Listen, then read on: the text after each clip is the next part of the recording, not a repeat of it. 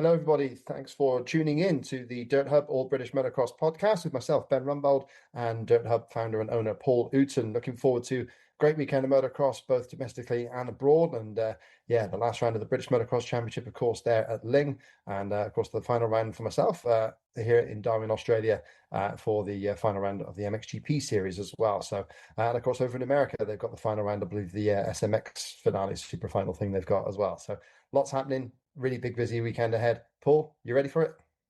Yeah, I am ready for it. And I'm just wondering, do you know what I mean? You could have been in Lyng in your tent, or you could be in Darwin, Australia, going on a crocodile tour with Jeffrey Hurlins. It's a difficult one, that, isn't it? Yeah, the tour was something we booked for ourselves. Like that's me and two of the other guys in the media, um, the ones who don't get up and train in the morning. Should we say that much? We had a bit of a lie-in, but then unbelievably, Team KTM were there. So we had Hurlings, Adamo, Smets, and also Kyder Wolf was also there, all the girlfriends and a lot of the team, the mechanics, Stefan Simpson. That was a chance to do some name dropping. And pretty crazy tour. Amazing to see those big animals up front. And these are wild things. These are not animals in captivity. We go up the river, it's their river. We're just watching, and it's something else to behold. So yeah, really nice. If anybody ever fancies, I think they might well have 2 more years at this venue at least. And if anybody wants to afford the trip, so far this place is amazing. Yeah, it's going to be exciting actually. And if Tom Grinshaw's listened to this, Ben just said he doesn't go training when he's away. You might not know that, Tom. You So it. You, how dare you? I had to say it, mate, because you It's always say, true. "Oh It's yeah, true. I've been working hard, working hard." Doing what Tom tells me. Nah, he's out, mate. Do you know what, Tom? He's got a tinny on the go. I've seen it. Actually, too.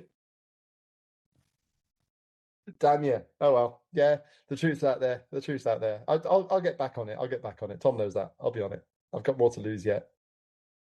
Yeah, there you go. Just remember, Tom. Damn you. Damn you. Go on then, Paul. What you got to say for yourself? You run this podcast now. I don't care. What have I got to say? Lyng, mate. It's all. You can be swanning off to Australia and China and all that, but Lyng, British Championship finale. Yeah, we've already got MX1 as done. In terms of the title, but obviously a lot still to race for, as there always is, in terms of positions and probably bonuses and team places for next year. MX2, been really interesting. Looks like Tommy Searle, has got it in the bag, but you never know with MX2. Let's be fair. If anybody knows how to manage a race and a championship, it is Tommy. We've seen him managing races and overall wins all season long. And then in the 125s, we've got Charlie Richmond on got the same amount of gap then between him and second place in the 125s. Not got as much experience as obviously Tommy in managing a lead. I have got, a little bit of a chat with him. I've got a few words from him, so that will be coming out.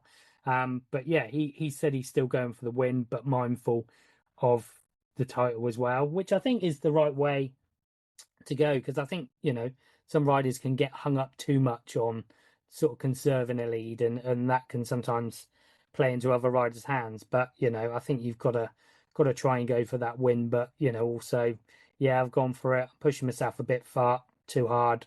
Second's good enough type thing. So yeah, it's going to be exciting. But like I said, there's still a lot of podium ramifications as well in all the classes too. So Lyng's a great track. Looks a good entry, full 40 at MX2. Plenty to be excited about. Yeah, that's really nice to see an entry of 40 riders there for the final round of the series. I'm sure that's something that Paul Irwin and his crew are really happy about. I mean, yeah, it's been a great season in the British Championship. I mean, Conrad winning the way he has, most people would have guessed that that happened anyway. That's no reflection on the series or even the competition, because Adam Sterry's made him work for it. And when he's had to work for it, Conrad has been truly spectacular. So yeah, it's been a very entertaining championship from that side with Josh as well. And then the MX2 boys. I mean, the boys against the old guys. I mean, yeah, Tommy's still up there. Sadly, Billy Askew's kind of throwing things away there, but we know that Billy's got plenty of years to come, and all of this is experience that he'll use in the future. And yeah, if Charlie and Ben come through with an upset, then it'll be fantastic for them. But yeah, overall, it's been a really entertaining championship. 125 has been great as well, and I am disappointed to be missing it live, but yeah, for sure I will watch it and try to avoid the spoilers and watch the live stream from down here. Yeah, and just going through MX1 then. So obviously Conrad has sewn it up. Looking pretty certain that Adam Sterry is going to hold on to the second. Obviously, a bit of a talking point. Adam Sterry not making Motocross of Nations cut. Josh Gilbert, who is underneath him in the standings, did. Last year we saw, the disappointment from Josh of not making it. This year, it's Adam's turn. Adam said he had the money, the back in, he would have rode a 250 or 450 or whatever. So, probably a point to prove there from Adam Sterry's perspective and the Chambers racing, because it has been a good year for him. So he looks like he has got second pretty much there. Josh Gilbert is pretty much certain of a podium, isn't he? But I think the guy in fourth, Taylor Hamill, we have really seen massive progress from him. I don't know if there is a team place on the cards for Taylor next year. And I think if there's one rider that will want to end this season with a podium and bridging that gap between himself and those top three, it will be Taylor for quite a few reasons, I think. Yeah, I mean, you take Jeffrey out of the equation at the last round, and that would have been a fourth overall. So it's pretty strong from Taylor. He showed some good pace. He was quicker than Sterry there in race one at Duns on the Sunday, that is. So yeah, he's been a real factor.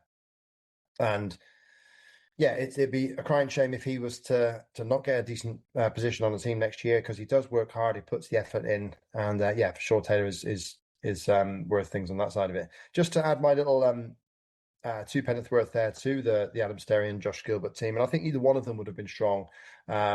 If you look at the results there from Duns, for example, on a hard packed circuit, and bearing in mind Ironman is a hard packed circuit with heat, then Josh was the faster of the two at Duns. So I don't know if they're picking up on that as a sort of picking up on form kind of way. I do feel sorry for Adam. I do think he deserved the place.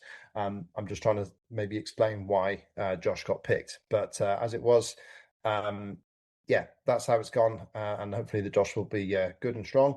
And maybe next year, or is it the year? No, next year we've got Renee, and the year after that we've got Assen. So maybe if they pick a good sand rider, then Adam will be back in with a shot for the Assen Nations. But who knows? I mean, he might not even want to again. I don't know. But yeah, for sure, I think Adam's blood will be up, especially if Josh is there on track in front of him. So yeah, going to be interesting to watch that one.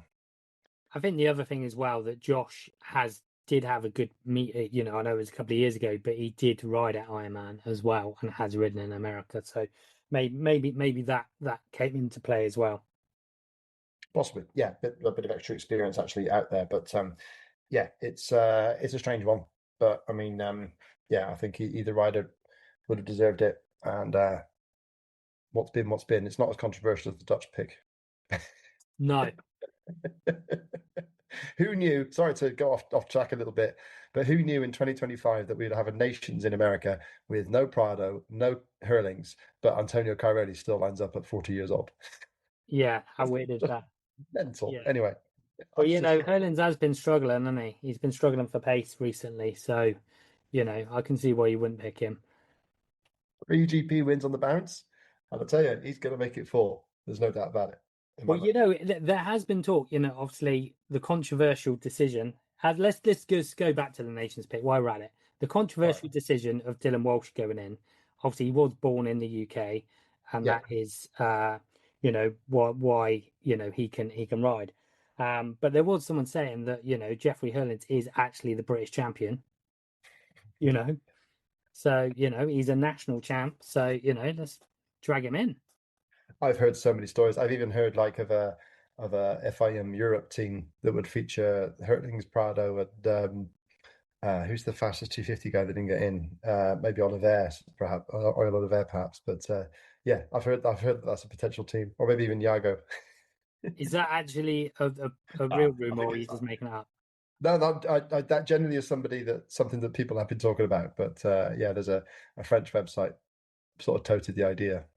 I think especially at the time it was unsure if Slovenia were even going, so they were thinking the team could be Herdings, Geiser, and Tom Vial because of Nice. course Vial's not in the French team.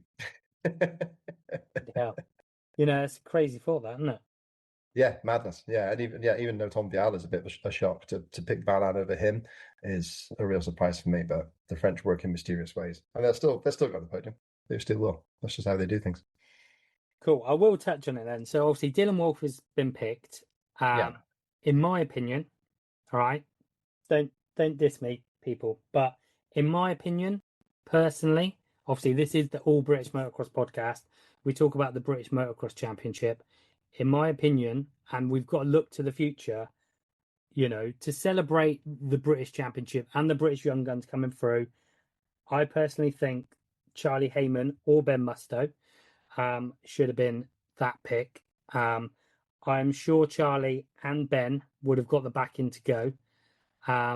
Charlie has obviously ridden a lot in America already. Ben obviously has got great backing. I personally think we should be supporting the kids that are doing the British Championship and have started to really make the step. And we've got to look at the future because you've got to be brutally honest about it and say, we've got to be shooting for a top 10 at best. Um, so we're not going there to win. It's not like, well, we've got to pick our best team so that we can get on the podium. It's not going to happen. So we've got to look to the future. And in my opinion, you've got to give incentive to some of our other British kids to say, I don't know, Ollie Coleman or Billy Askew to say, you know what, Charlie Heyman was second in the British Championship. He was the top kid, so he went. Do you know what? Next year, if I can get in the second or third or even top of the standings when they pick the nations team, I could be going. You know what I mean? We've got to give these guys the incentive to go. What incentive does it give them when a guy that's racing in Canada, Australia, and America, and whatever, that doesn't even ride in the UK, but he gets to pick?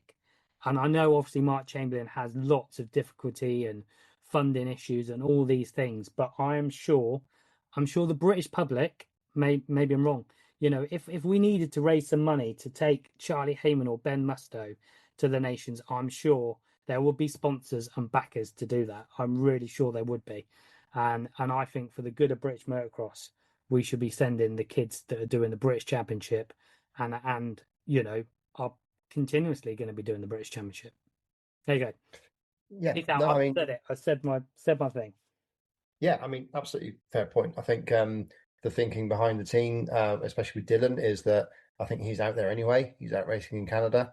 So from a financial standpoint, which is not inconsequential with our current situation, I think that's why that's gone that way. I think Charlie would have been a good bet because he's like you point out, the heat, which apparently is one of the biggest shocks about racing in the States. The heat for him wouldn't have been such a shock, a surprise. So yeah, it's difficult to say, but yeah, I certainly do take your point. Otherwise, you've got to say, well, the incentive is to be a British champion like Dylan was in the MX2 class. Okay, it was 6 years ago, but he was still there. And yeah, the incentive I think is just to be at world level. Which, to be honest, to be all fair with Ben Musto and Charlie Heyman on a world level, you look at their CV. You're talking about top 10 results in the MX 250 being the highest they've got to. And I think from a British team standpoint, that obviously is not high enough to get them into that position because they're not even they're not GP riders yet. And that's the simple fact. So we've got Ollie Coleman going up to MX2 next year in the Grand Prix. So hopefully he can score some consistent results. And if he can get into the points on a regular basis, he might well be an automatic pick for the MX2 ride at the Nations. But then that's looking far into the future. So but yeah, I do agree there should be an incentive for the young riders, but the team has to be picked for results. And I think they've gone with the best 250 rider they could have. because obviously there were issues with Max Anstey, I think, with the team as well. So that's a shame that we can't have Max. But yeah, it's the eternal battle of looking for your current results or building for the future. And yeah, I think this one they've kind of gone with the current results possibility. Yeah, and and that's the thing. I don't think anybody would argue with Max because with a good Max there and Comrade, you probably say yeah we could possibly push it up closer to that top five.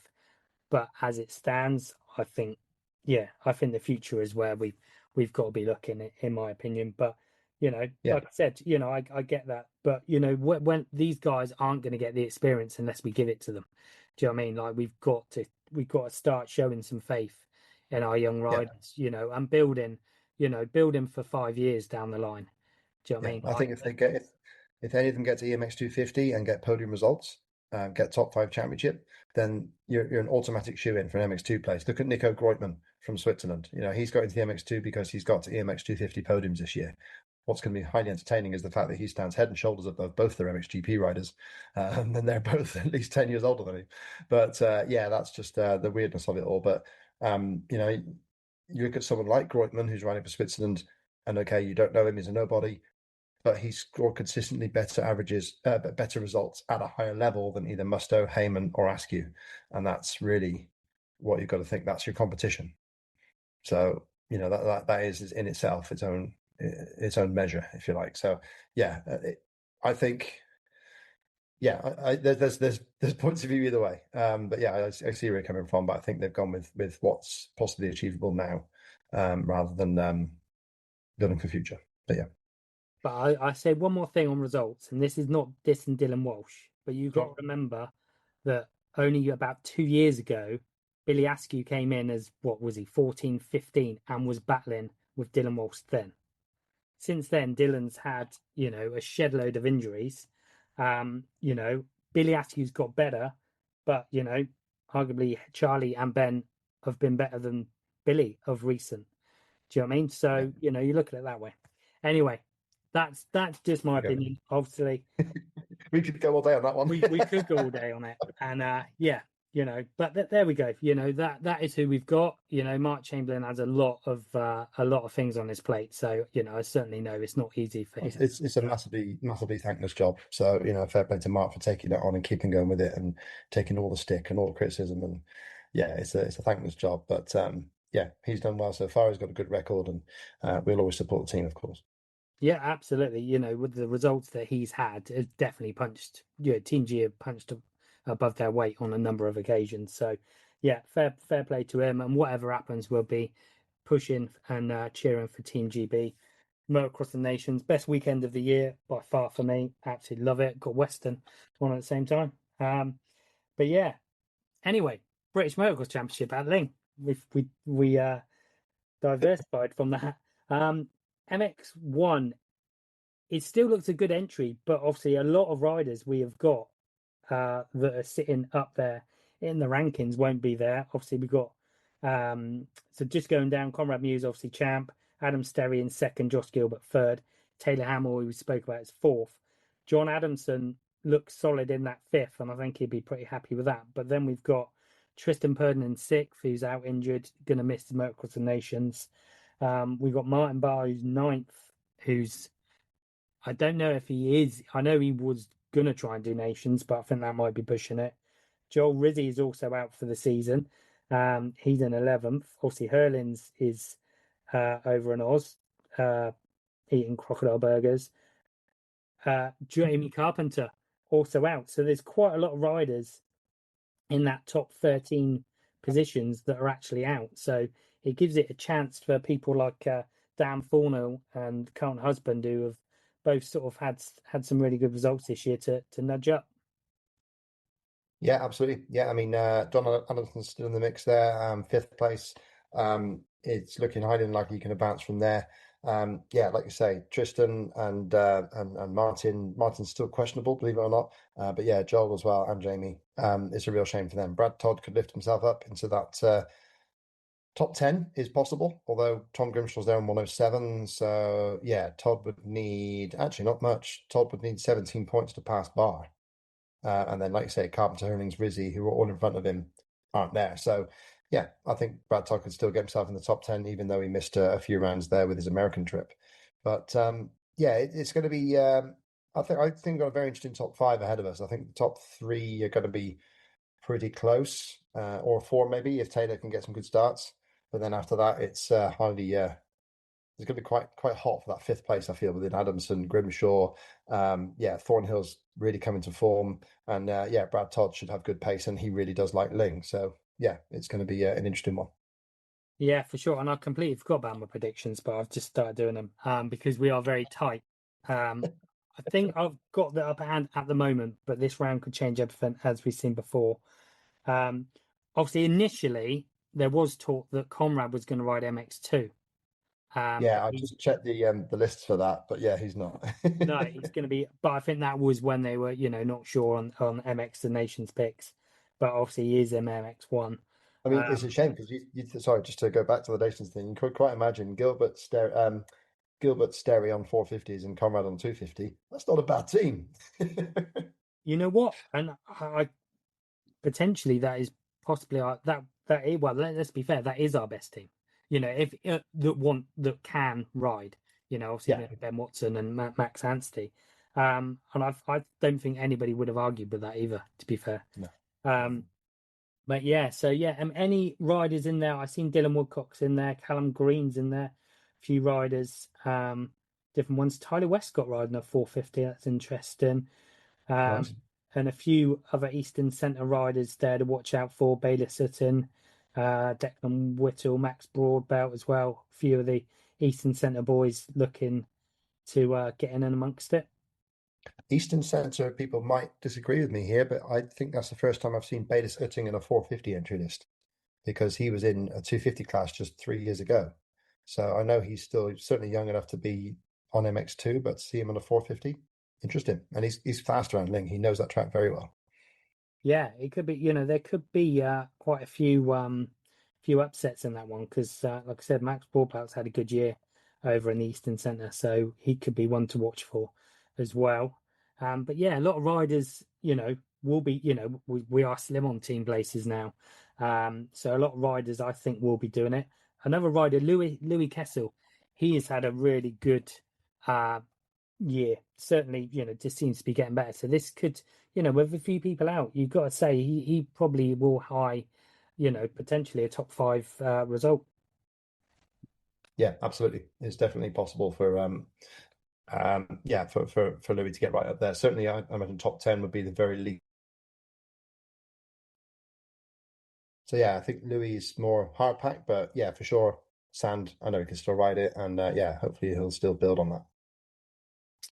Yeah, for sure. Right, top fives, mate. Prediction time.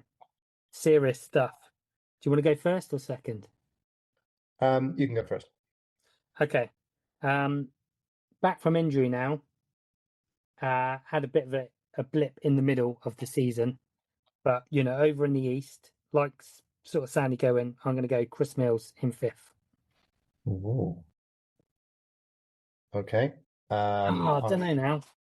I'm gonna go with Oh, John Adamson. okay. No, I've got faith in it, Chris. Actually, I'm just keeping it. Okay, Yeah, I could say your faith is unshakable. he's unshakable. Taylor Hamill fourth. I think he's going to be really. I reckon it'll be 1 point off the podium. I think he's going to be so close. Okay.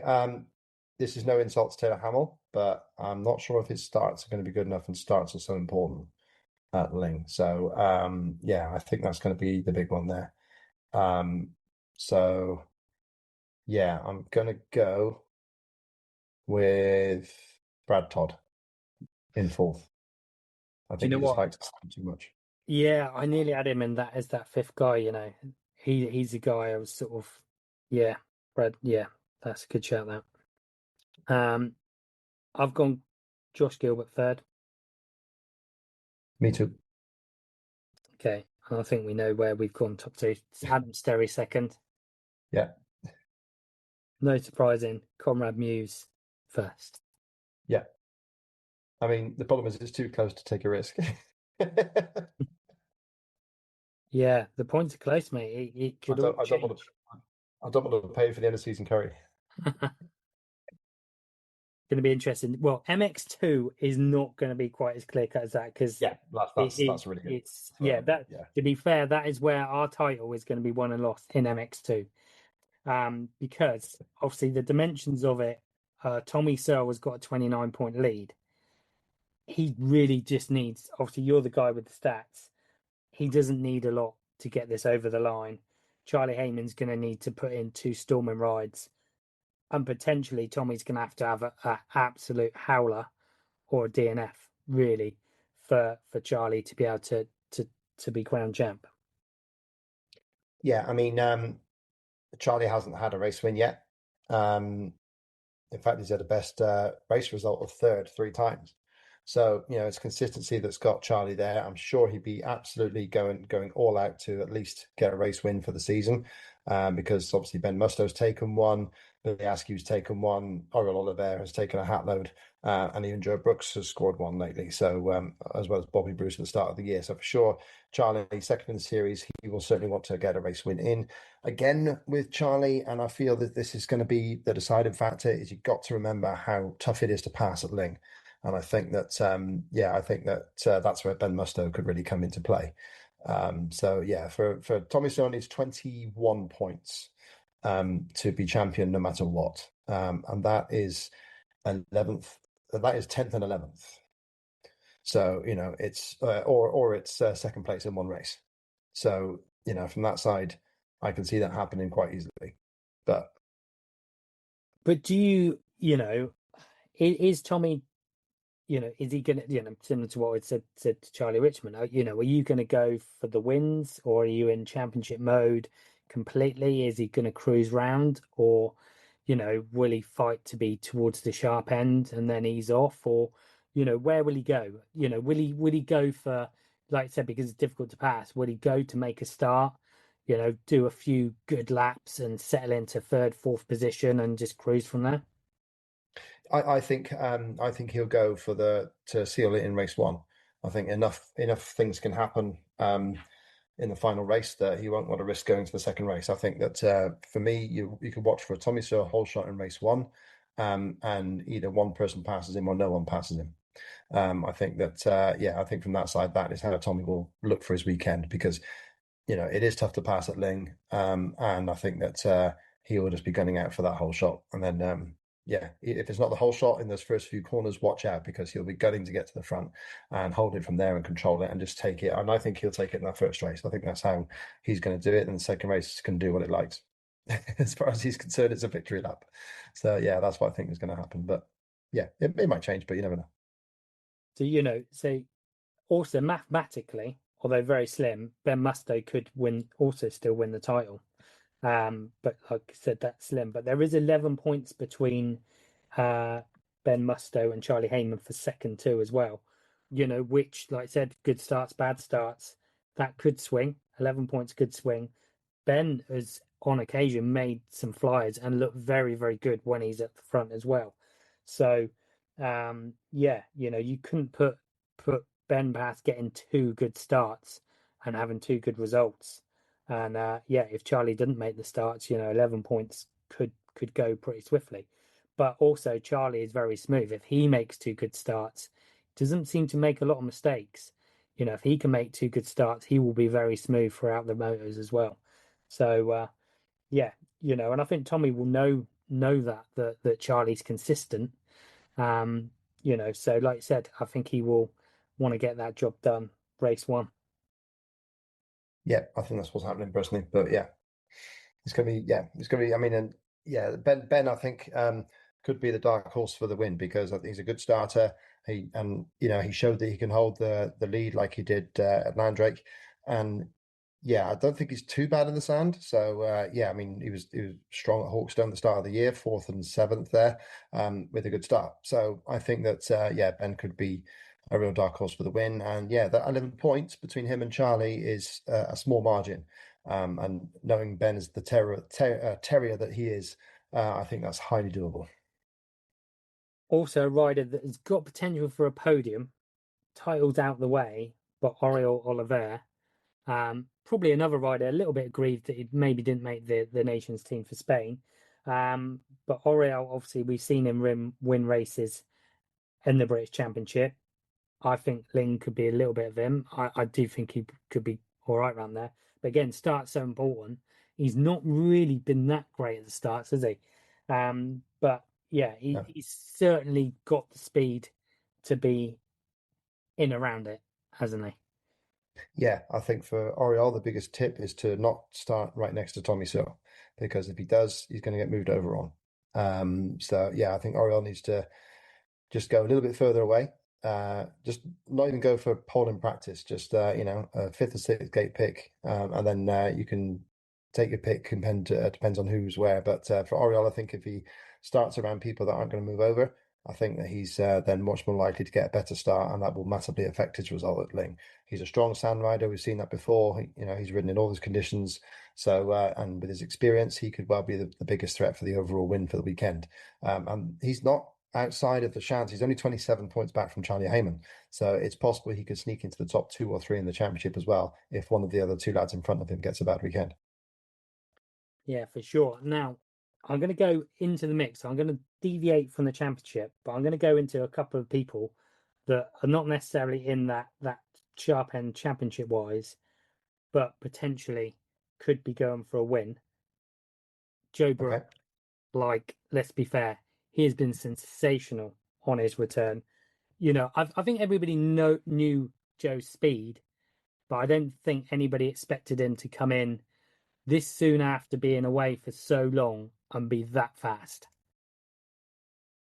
Yeah, so Joe Brooks has been amazing. And yeah, again, sand, not sure if that's a super strong point, but yeah, he's been quick. And yeah, long may it continue. And yeah, fingers crossed he gets a good ride for next year and more EMX 250 outings and building something. He's one of that bunch of young riders that we've got now that could really start to move forward. But as always, it's got to happen quick. They've got to get in while they're young. So fingers crossed that at least 2 or 3 of them do so. Yeah, like you said, those guys, Charlie, Ben, Ollie, uh, and Joe, they're all at that age now. Like Billy, next year, I yeah, think is a big, big one for all of them. You and know, Billy. Yep. if yeah, and Billy in there as well. They all need a really good year next year. Do you know what? Wouldn't it be great if they all have one? If they're all Oh, fighting for brilliant. EMX 250 podiums, and they've all got the talent to do it. There's no doubt about it. Yeah, it's all down to the heart and the mind. Heart and the mind, mate.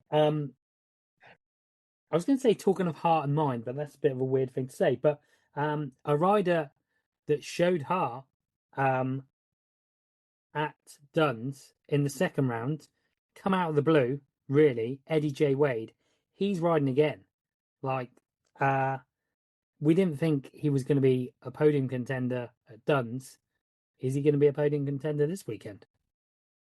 Yeah, I mean, he came out of the blue at Duns, a bunch of eights, ninths, tenths, I think, over the weekend, and then suddenly he was up in the top 3. He passed Carsmakers, which I never thought I'd say.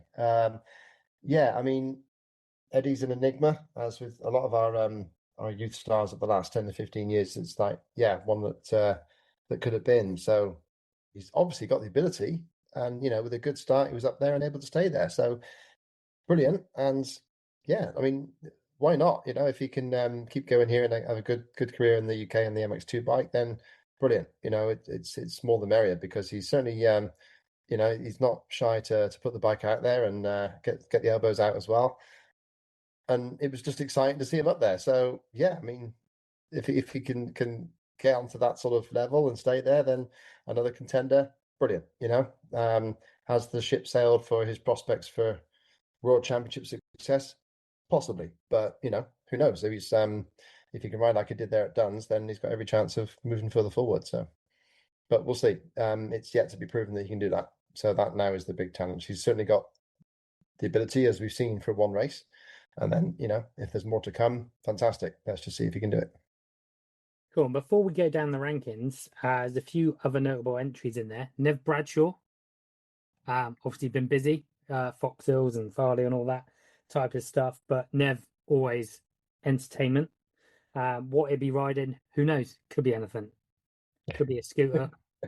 Could be anything, but always good to watch. So yeah, he's one to keep an eye out. Jake Nichols, sort of Yeah, pretty home turfy for Jake. He could be one to watch. Davy Pooches is in there again. You know, he's sort of had his first little dabble. He sort of knows where he needs to be now. yeah, Um, Another rider I was going to mention was Bailey Johnston. You know, only a couple of years ago, he won what was the first round of the MX Nationals at that's Oakham. right. Like just, you know, stormed it, rode tremendously well. So, you know, was a rider that sort of dipped off of the radar pretty much after that, really. So it'd be interesting to see what he does. Um, and I was also going to mention Lucy Barker's in there, and Lucy has had some really spectacular WMX rounds. Real shame, really, that she's not in Australia this weekend, but obviously you can understand why not. But yeah, I think, you know, let's be fair. If someone's put themselves in the mix for a, you know, a factory ride in WMX next year, you know, Lucy Barker is that rider for sure.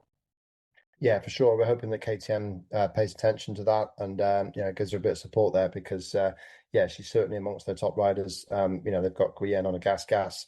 Fontanese doing her own thing on the gas, but in terms of any KTM involvement, there's not really very much in WMX, and it would be great if Lucy can kind of attract some Austrian eyes in her direction. I guess the biggest attention they've got is Lynn Valk on the Venroy team, so and she's out injured, so. Yeah, for Lucy, it's a real shame to not see her in Australia, but she's not had the sort of championship that really justifies that. There aren't many regulars out here. There's 12 non-Australians in the race in an entry list of 26. So, yeah, that gives you an idea of what WMS is going to be like. But yeah, for sure, Lucy again in amongst the lads in MX2 is going to be tough for her for sure. That's going to be I certainly would expect her to wear not a trace of pink and maybe change the name on the jersey or change the number to her brother's one, just in case. I don't know. So, yeah, just to try and not get the wrath of all the lads who won't want to be beaten by a girl. Let's put it out there and be honest. But yeah, Lucy's a strong rider and yeah, I hope she does get the support in the future. And hopefully her presence and her strength in that series might attract a women's round to the UK because that would be really nice to see them around Massley Basin or, wherever a British round might be. So. It'll be yeah, she's our brightest hope for a world title in the years to come. There's no doubt about that. Yeah, and women's racing's had a really weird up and down, isn't it, in this country? You know, like we've had I remember Howard Marriott did a really good job with the BWMA series, and that really did take off, you know, only what, probably 3, 4 years ago. He stepped back and various, you know, obviously Gareth Hockey tried it with the British Championship and various championships have done it. But I think, you know, the service sadly called off this weekend through lack of entries, which is something we'll talk about through the winter months. Um, but you know, they've done it. But you know, there's always been sort of 6, 7 riders in this, whereas maybe if we just pulled it together, we could probably get, you know, 20 riders. But yeah, it's been quite sad to see that we haven't had a proper, you know, British Women's Motocross Championship because, you know, talking of Australia, they've got a really strong women's motocross championship, and you know that might bear fruit at the GP level. It'll be interesting to see how some of their ladies do against some of the world's top because I think they'll be up there. Yeah, I mean, you've got a couple of fast riders there. I mean, I commentated on the AMCA Championship round earlier in the year at Bromsborough, and Grace Richards was amazing. She was very, very fast. And yeah, Laura May Collingwood has also been winning in that series. So, there's a couple of riders there in the UK that you would say have got decent potential. But yeah, without, I personally would love to see the British Championship include a women's race. But when you're running this single day format, then it's going to be tight to fit them in. So there needs to be the interest. Yeah, maybe if there is a place alongside the youth, the one that's run this year by the Bridgestone Masters crew. If they can make a championship and run with it, then I think it would be worth a while. But we'll see how that goes. But yeah, for sure, Lucy's a prospect, and if she can get to the very front, then expect there to be a real pickup in this country.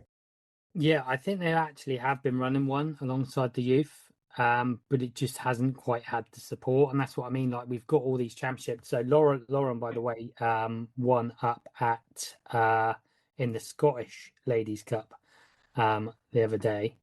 But yeah, there is a women's championship as part of the youth. But yeah, so how many riders did we have at the last one? I think there was 4.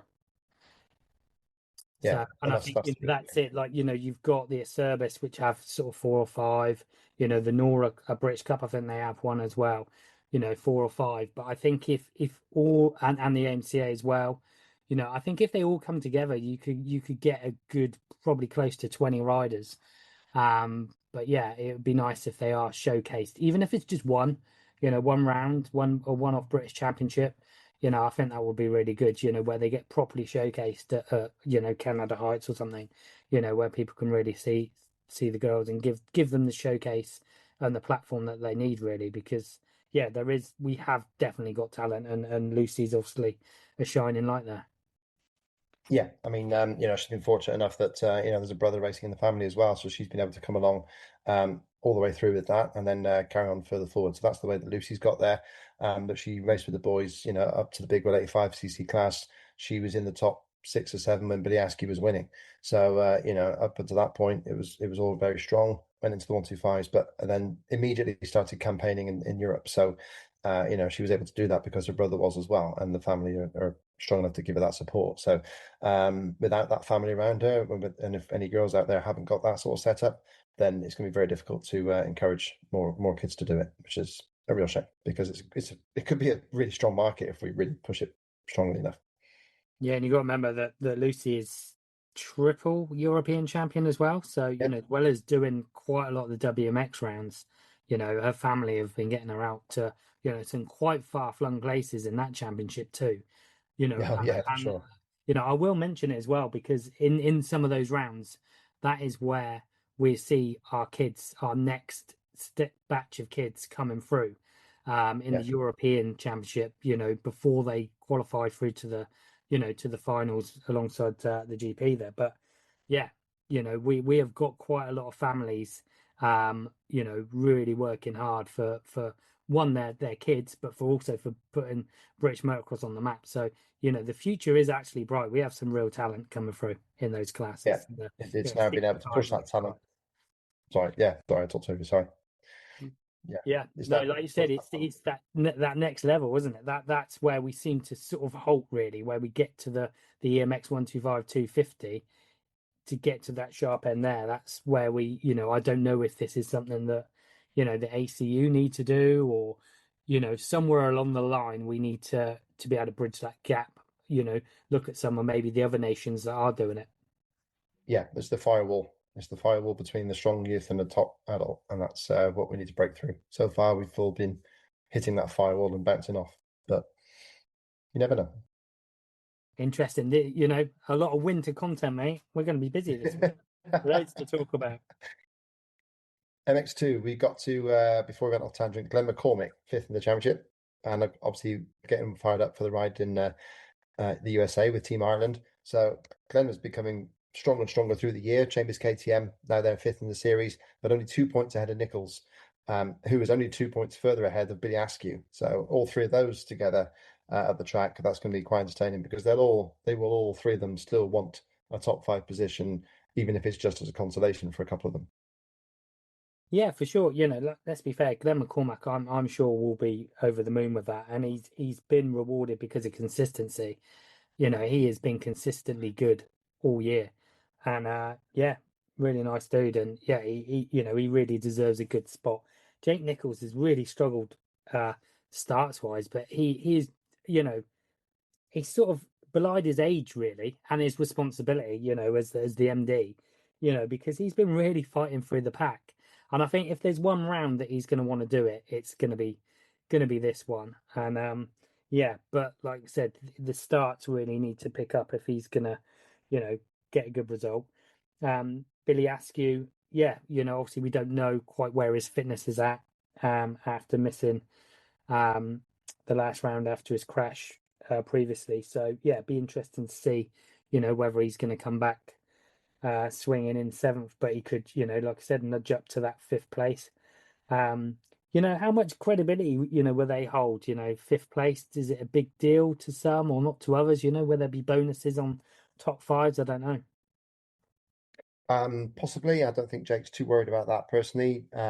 Billy, maybe. I'm sure Dirt's Tour Triumph would much rather say champion and seventh. Much rather say champion and fifth place rather than champion and seventh. I think that's certainly what Billy will be shooting for. He's only 4 points off the back of Ben McCormick, and if he can show his early season form, there's no reason why Billy shouldn't jump back up there. But he's strong at Lyng though. He's strong in the soft stuff. Yeah, I expect Billy, if he is even 80 or 90% fit, then he's got a real chance of getting back up there and making those 4 points back. A rider I think that needs a good round, and this could be their round, is Ollie Colmer, James Racing, Yeah, because he rides over with Adam Sterry in the sand, on a weekly, daily basis, like he's it just pumping literally out the lives in laps. Lommel. Yeah, Yeah, literally there you lives in go. Lommel. And we have seen him make a couple of starts, not as many as he would like, but we have seen him make a couple of lightning fast starts. If he could pull one or two of them off, and I think he is due a big round, and I think it would be nice for him to end that season on a high as well. Yeah, for sure. And then just behind him in the series is Kai Carsmakers, who is out here in Australia. So Kai won't be racing that final round at Lyng. But yeah, Josh Vale, who's next in line, 10th in the championship for Phoenix Tools Racing Pantic. And only 3 points behind Carsmakers, only 10 points behind Colmer. For Josh, the key thing for Josh would be get out the gate, which has been his problem most of this year. If he can get up there, he's only got 1 point ahead of Callum Mitchell. So yeah, for sure he can't relax either, because Callum is likely to be strong. He usually is in the soft stuff. Those two have got a real good chance of moving forward. Joe Brooks is not too far out of that top 10, He's only 24 points back. A race wins 25. He could quite easily grab that. And if the others don't have good races, Joe could sneak up there into the top 10 despite missing most of the season. That would be phenomenal, wouldn't it? If he could do that, that would be a really good result from Joe. Just looking down the list, Liam Garland, who had such a storming round at Duns, is out for the season. Like the injury jinx has hit Liam again. Like, Oh, really? I didn't know that. That's a yeah, shame. I'm pretty sure I've seen that he's out. I think it was must have been Fox Hills. So I think he is out for the year, which after what was a real standout meeting for him at Duns. He is basically he's just had so much bad luck in his career. Such a good rider, looks so good on a bike, but definite no luck heading his way for sure. Yeah, real shame that for Liam because he was just starting to come into regular top 10 finishes and really show what he can do. He's a short guy. He's strong on a 250 bike, so this is his class. And he really was starting to show his presence. So that's a real shame for him. Just behind him in the championship will be coming through then Rafe Broadley. So that'd be good to see what he can do. 17th there in the series on the two-stroke Fantic. So yeah, it'd be good to get the smoker up there. Yeah, I was going to ask you about Max Werner because you know a bit more about him. Do you think this is a round for him? Um, he's certainly got experience and softer going. I mean, Hawkstone was where he had his crash early in the year. And then I believe it was, he wasn't there at Blacksall. And then he was slightly disappointing at Preston Docks, just 9-8 results in that one. So, but you never know. I mean, Max has been a bit of an enigma all year. Can't even say it, but yeah, he's going to be lining up because Oliver is there, and I don't think Max is injured. So, yeah, I think the team will be happy if he can get towards the top five and support Oriol a little bit. Being German, hardpack will be a speciality. He's had experience of racing in deeper sand than Lyng, so it might not be too bad for him. But I would be surprised to see him any higher than sixth or seventh, personally. Okay. I think that's pretty much it. I reckon we're ready for prediction time, mate. This is, to be honest, this is the hardest This is the one. crunch. And This is this is what I'm the most crunch. nervous This for. is where all the points championships are won and lost in MX2, mate. Curries are won and lost in We had, MX2. a- we had a crocodile called Crunch on our tour today. Yeah, why is it called crunch? I'll let you guess. Is it pretty obvious? It's a Yes. bit strong. You did, So, you did tell me some really interesting facts about crocodiles. I think that might be worth a mention uh, on a previous show. But guy, give us one amazing fact, crocodile fact, before we do our predictions, because I've just got to I, work it out. okay. I'll say this one because it had a link as well to the motocross world, but adult crocodiles don't stop growing. So the older they get, the stronger and bigger they are. So we're talking about 5 meters, which is pretty big. And yeah, basically, on hearing that, which our tour guy told us today, Kai de Wolf then said, Jeffrey's like you, the older you get, the more badass he gets, but also the more annoying, which I found quite funny. Fair play. So yeah, living the life. Crocodile tours with Jeffrey Hernan's Kai de Wolf, Oh yeah, and apparently you can hit one over the head with a hammer, and it barely makes any damage. They're like really tough. which can be said about Jeffrey Hernan's. I don't Yeah, think he that, looks like it. If you hit him over the head with a hammer, yeah. If you hit him over the head with a Lego Thor hammer, I think he might. If he hit his finger with one of those, then it'd still be breaking it. Anyway, there we go. More right. crocodile This one's news taken a next bit. week. We've gone a bit bizarre, so let's get moving on the predictions. Right, your turn to go first on MX2. Who's your fifth? Oh, no, it isn't it? I didn't think about that. I should have let you go first on the most difficult class. Okay, right. Okay, amateur, schoolboy mistake. Right, okay, I'm going to go with Jake Nichols for fifth. Interesting. Okay, so I've gone for Tommy Searle. Um, I've got to keep more faith in him than when he had his injury. But I think you're right. I think he's going to go hard race one, get the title done. Obviously, he will cruise round then in race two, but because he would have had a second or win or something like that in the first race, it will get him to about fifth. Interesting. Okay, fourth overall, I'm going to go with Viliascu. Okay.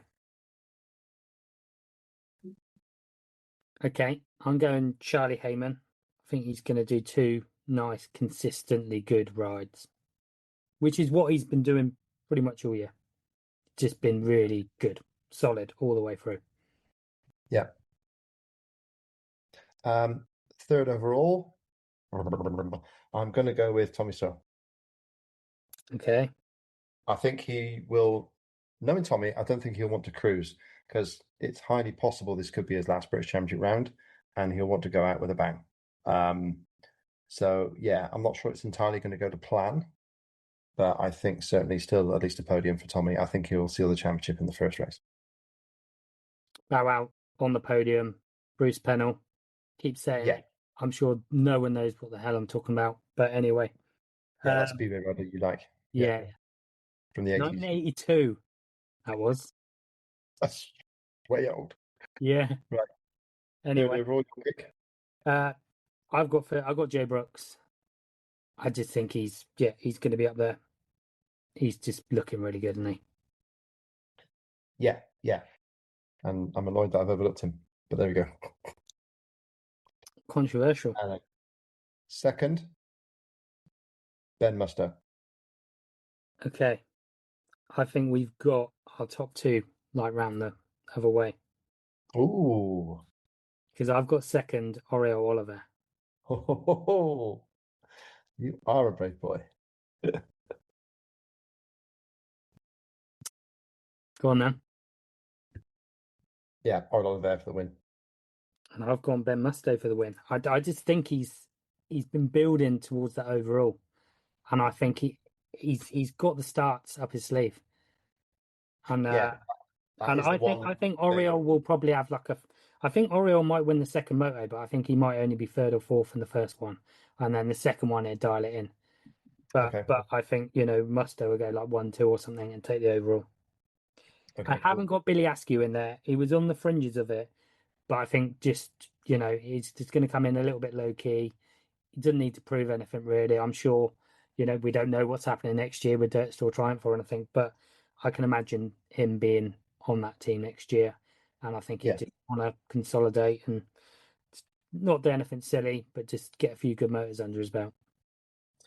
Yeah, I tend to think he's going to go for it. He's going to do all he can, and I think all he can is at the moment possibly fourth. But again, always happy to be proven wrong.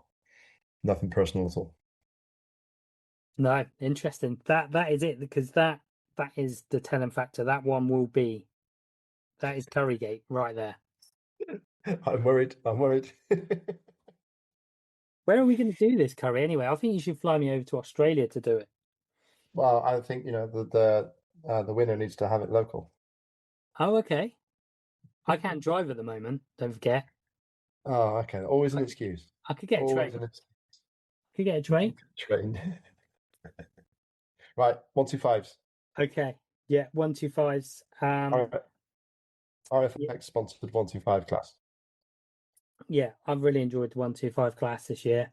As I said it quite a lot of times. And I think this year's been really good, but I think we really struggled for continuity, over the last years with our championships, with the British Championship. But I think the 125 class, what's happening, I think what happens in a couple of years' time is going to really bear fruit in about 5 years' time. So I just think they've got to stick with this, because, these guys having 8 rounds at all these tracks, going through qualifying, going through all these processes, I just think it's just, it's probably come a little bit late for someone, like in some respect, for some of these riders. But some of these riders coming up through, this is like, they've got a couple more years of this. This is going to be such a great education. And I think for someone like Charlie Richmond, you know, to come in, where, he hasn't done it yet, but looking likely to come in and win a title in front of everybody, because normally, some of the youth classes are sort of under the radar, the 125 class under the radar. But you know what? It's we've given it a good billing because it should be. And it's pretty much equal billing really with MX1 and MX2.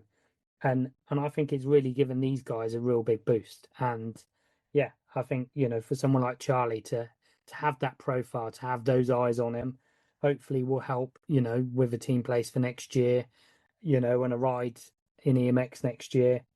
Yeah, so I think the future is very good, and we just got to stick to it. And thankfully, Paul Irwin sticking with the same format, and the 125s are back doing the full series again next year.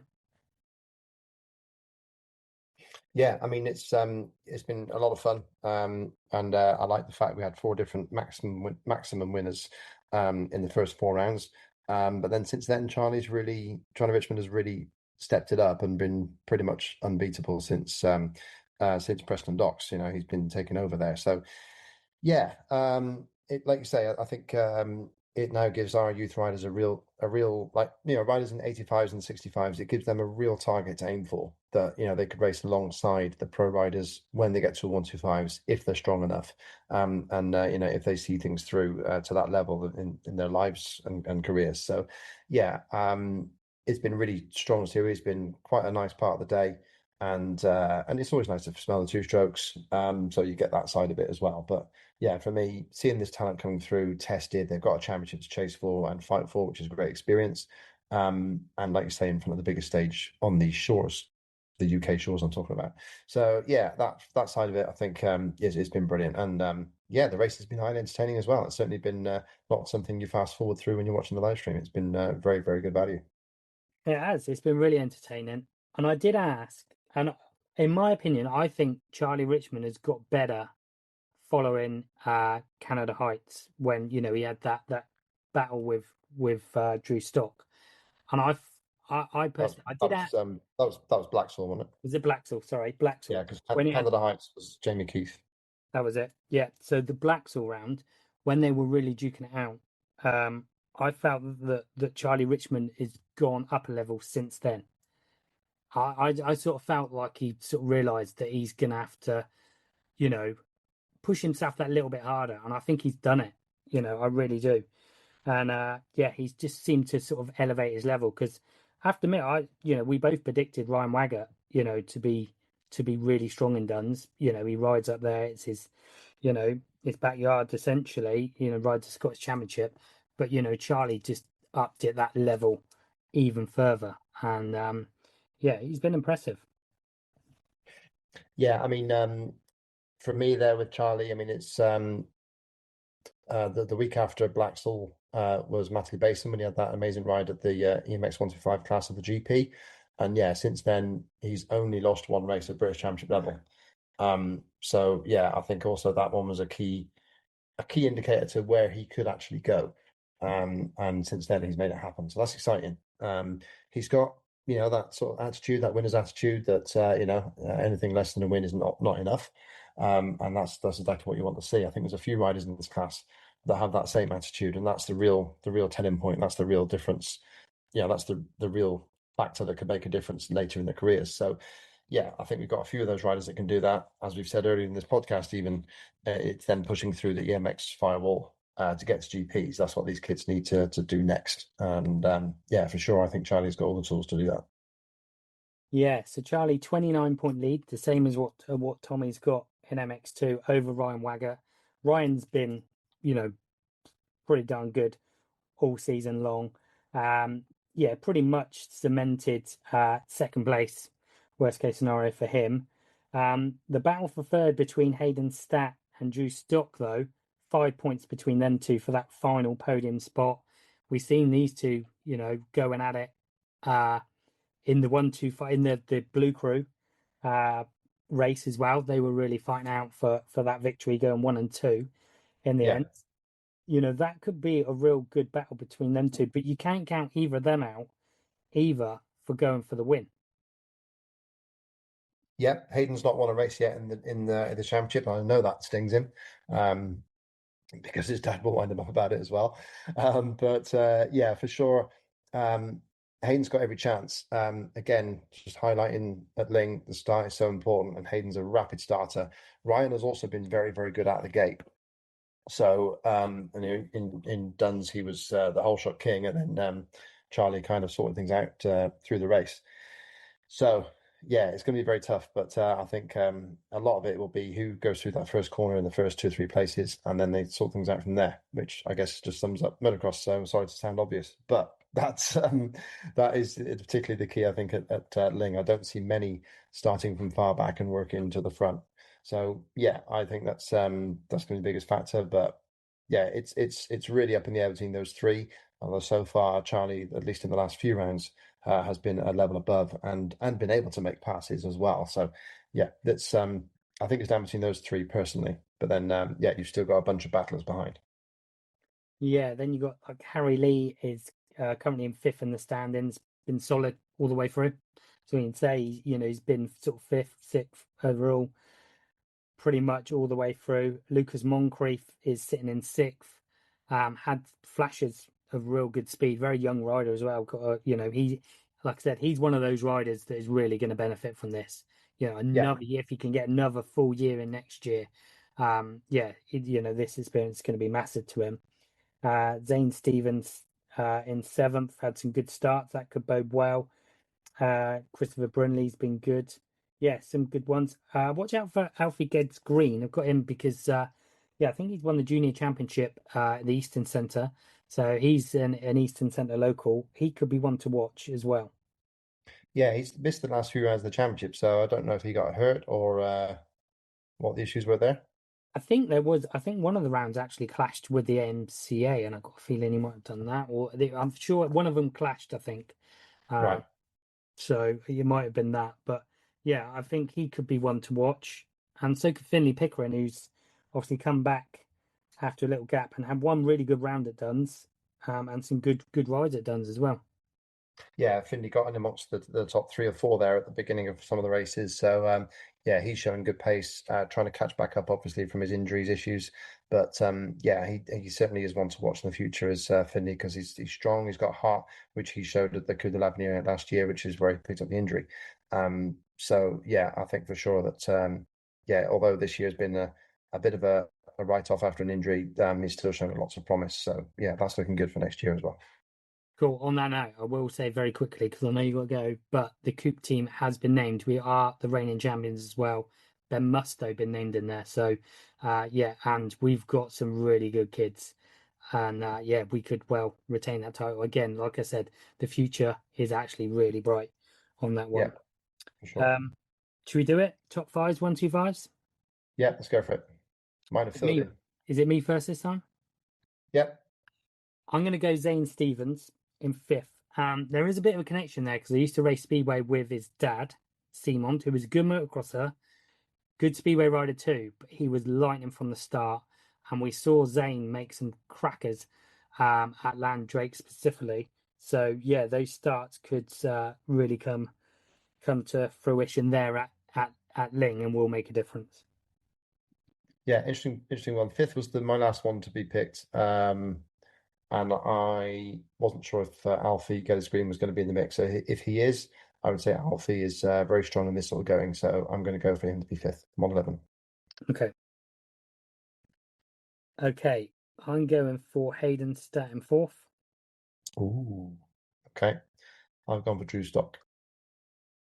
Okay. I've got Ryan Wagg at third.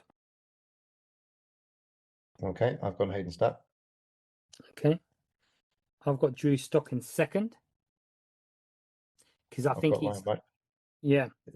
Go on, because you I was think. just going to say, Drew, obviously, in terms of managing a race and putting the elbows out, he is the guy that can do that. So even, I think he's going to make decent starts. And yeah, he can, even if he hasn't got the speed, which we know he has, but if he is lacking it slightly, he can just be a bit of a roadblock. Yeah, interesting. Okay. Second, I've got Ryan Waggett. Okay.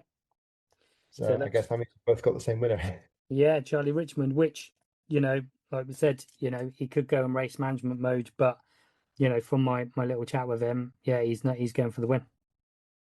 Yeah, no, I can see that. He's strong. He won't want to leave that championship up for debate. So yeah, I think at the moment Charlie's the class of the field. But hey, anything can happen. It's a crazy old racetrack, and Lyng is a crazy old racetrack. It's right in the middle of the Greenbelt there over in Norfolk. It's a beautiful place to watch motocross. It's one of those that is nice when you're there, although of course the live stream will be able to let you follow the whole racetrack, which is great. And yeah, it's a picturesque, beautiful place to watch. And yeah, for sure, well worth getting yourself down there because I've heard as well. I've heard from a local, Mr. Barles Barley. A quick shout out to Barles, who always gives me updates when he can on the motocross scene. And Barles is into his metal as well. He likes a bit of he likes a bit of Avenged Sevenfold. I think that's the one. I think that's the one he likes. But yeah, either way, yeah, great for Barles to give me the input. It's going to be good over there. It's going to be nice weather. We've had a bit of rain this week, which will do the track some good. And yeah, then it's looking good for the weekend, sunshine wise. So hopefully, be very very nice to watch.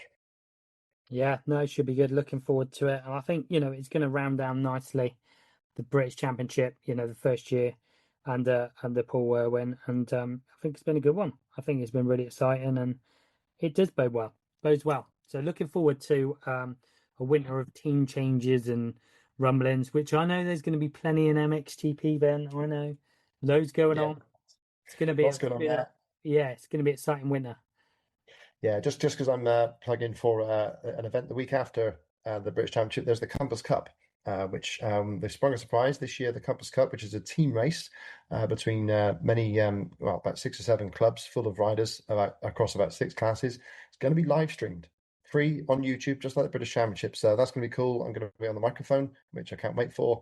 It's a lovely event, and yeah, it'd be thoroughly worth tuning in because that's to get your last bit of motocross fix before the winter. It's a really good fun event to watch. So yeah, Compass Cup live stream the weekend after, and that's the weekend of September 27th and 28th. Cool. Looking forward to that. On the team event thing, I'm just going to give it up to Southerly MXC because they won the Nora one. So big up to those guys. But yeah, thanks for listening. Enjoy Australia, and everybody enjoy being at Lyng or watching the live stream. Yeah, thanks for joining us. Thanks for listening, everybody out there, and we'll see you out there. Have a good one. Speak to you next week.